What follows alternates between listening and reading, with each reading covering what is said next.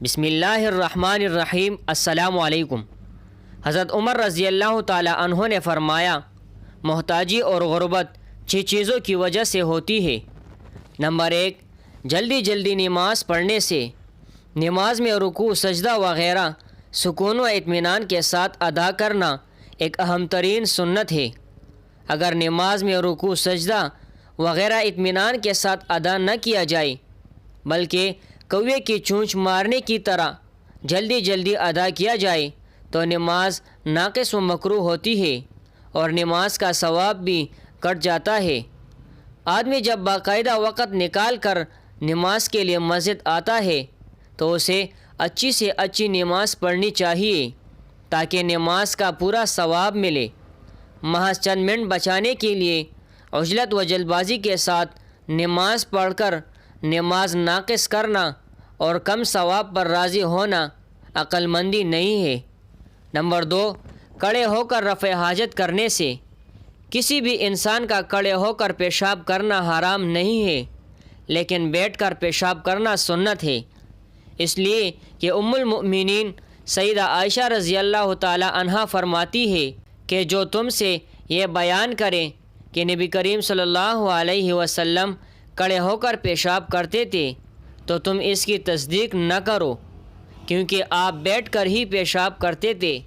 اس حدیث کو امام ترمذی نے روایت کیا ہے اور امام ترمذی نے فرمایا کہ اس باب میں سب سے زیادہ صحیح ہے، اور اس لیے بھی کہ بیٹھ کر پیشاب کرنے میں زیادہ سترپوشی ہوتی ہے اور اسی میں پیشاب کے چینٹوں سے زیادہ حفاظت ہوتی ہے، اور کھڑے ہو کر پیشاب کرنے کے سلسلے میں سیدنا عمر، علی ابن عمر اور زید ابن ثابت رضی اللہ عنہم سے اجازت اور چھوٹ منقول ہے، اس لیے کہ امام بخاری اور مسلم نے سیدنا حذیفہ رضی اللہ تعالی عنہ سے روایت کیا ہے۔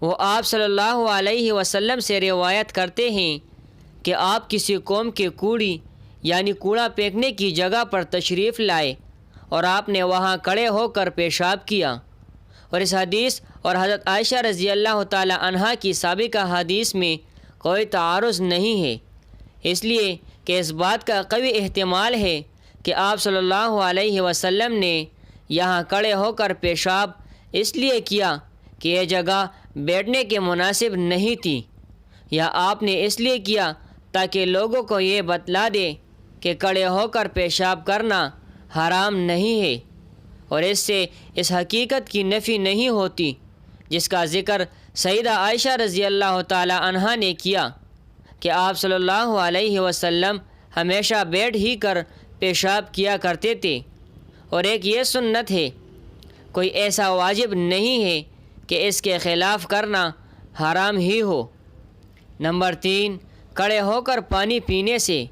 حضرت علی رضی اللہ تعالی عنہ کے پاس باب الرحبہ میں پانی لایا گیا تو انہوں نے کھڑے ہو کر پیا اور فرمایا کہ لوگوں میں سے بعض کھڑے ہو کر پانی پینے کو مکروہ سمجھتے ہیں، اور میں نے نبی صلی اللہ علیہ وسلم کو ایسا ہی کرتے دیکھا جس طرح تم نے مجھے کرتے ہوئے دیکھا۔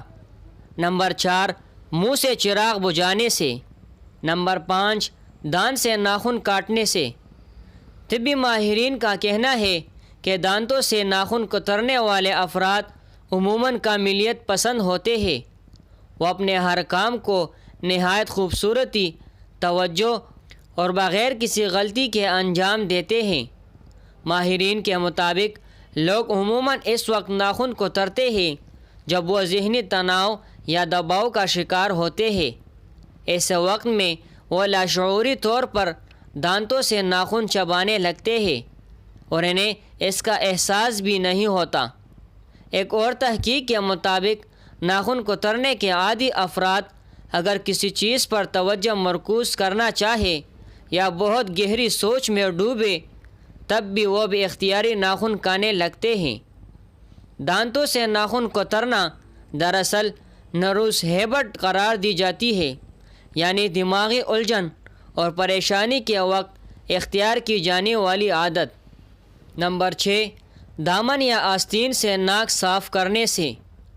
آستین یا قمیص کے دامن سے منہ یا ہاتھ صاف کرنا خلاف ادب ہے، اس سے احتراز کرنا چاہیے، تاہم اگر کر لے تو گناہ نہیں ہوگا۔ ایک بدھو نے نبی اکرم صلی اللہ علیہ وسلم سے پوچھا، حشر میں حساب کون لے گا؟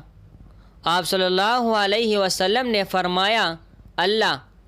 وہ خوشی سے جھوم اٹھا اور چلتے چلتے کہنے لگا، بخدا تب تو ہم سب نجات پا گئے۔ آپ صلی اللہ علیہ وسلم نے پوچھا، وہ کیسے؟